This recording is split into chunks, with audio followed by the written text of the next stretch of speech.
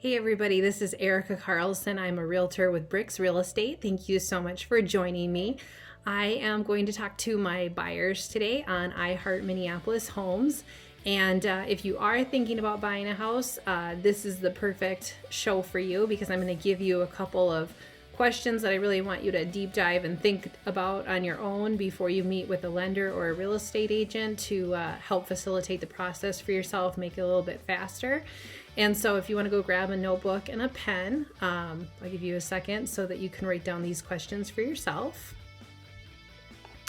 So I think there's 7 of them that I want to ask you, and I think all of them are equally important, but this first one that I've noticed is the most important as somebody's agent. So I want you to ask yourself why.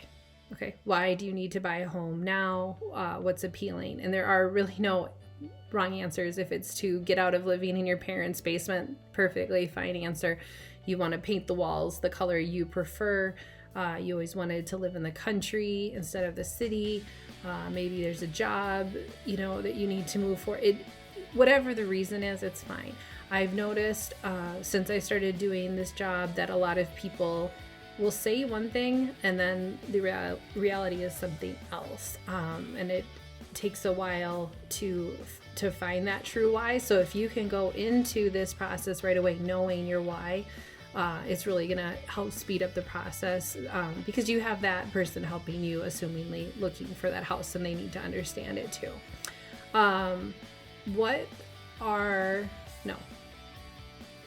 Location is the question. I just worded it wrong for myself.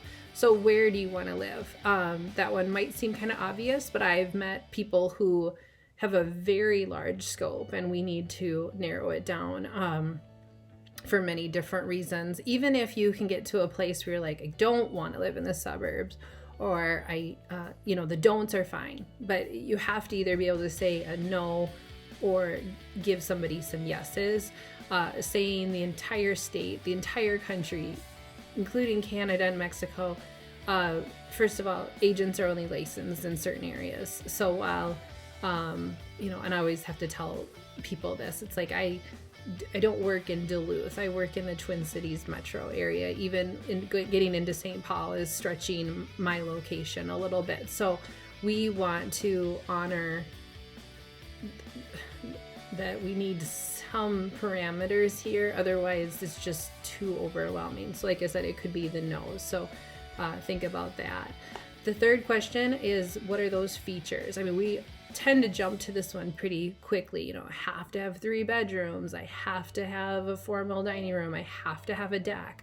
Some of these things can be added on or made into your own. Some of these things we just have to find in the property. If you want a duplex, we probably have to find one that already exists. However, there are some homes that will more easily split, if you wanted to make like a mother-in-law suite. But get clear about those features that you have to have, and maybe also the features that would just be nice to have. And again, the more you can articulate that, and the why behind it is always helpful. Fourth, do you know how much is required for your down payment and any other costs, right? We have appraisals, we have inspections, earnest money. If those words don't mean anything to you, it's important you understand that there is more than just knowing the price tag of the house.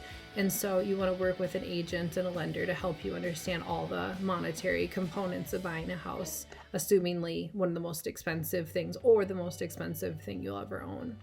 Number 5, do you know all the steps in the home buying process? Now, a real estate agent's the best one to talk to about this part of it. You don't have to have it memorized, but you do have to have a good handle over that this is different than buying a car or any other products you've ever purchased in your life. And so you should have some comfort. And I was going to talk about this at the end, but I can do this with you virtually, like a video chat thing like this, or we can just do it over the phone. We don't have to meet in person for you to understand the process. And of course, I have lots of visual aids and things like that I can share with you.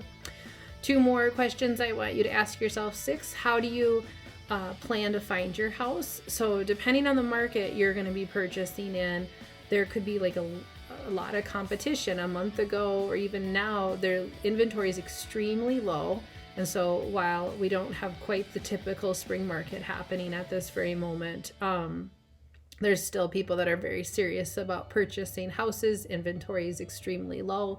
So this creates a different dynamic than, let's say, a buyer's market where there's a lot of inventory or houses to choose from. So that supply and demand thing we learned back in economics class in high school is coming into play right now.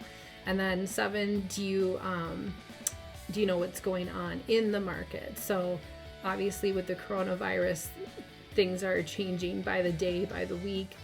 So you want to work with somebody closely to understand how competitive the market is. Where are we standing with inventory? Sometimes I've learned that people will learn that the hard way. They have to lose a house or two before they realize, okay, people are offering $20,000 over asking, or I need to lower my inspection days, or I need to have less contingencies of some sort to win this house. And there's other people who just are just not going to buy a house when things are this competitive. We don't exactly know what's going to happen with the market as the corona thing plays out. Could easily stay or shift to more of a buyer's market, but you want to work with somebody closely to see what's happening so you're not making assumptions. So to wrap this up, I hope those questions are helpful for you. They're really important to me when I'm working with somebody for the first time. I need the answers. I need the whys behind the answers. This will help us speed up the home buying process for you. I do want to offer you the opportunity to meet with me at any time. I'll post my calendar below so we can find a mutual time that works for both of us. If you don't like the video chatting thing, completely understand. We can just do a phone call. We'll meet face-to-face when the stay-at-home order is released, whatever works for you.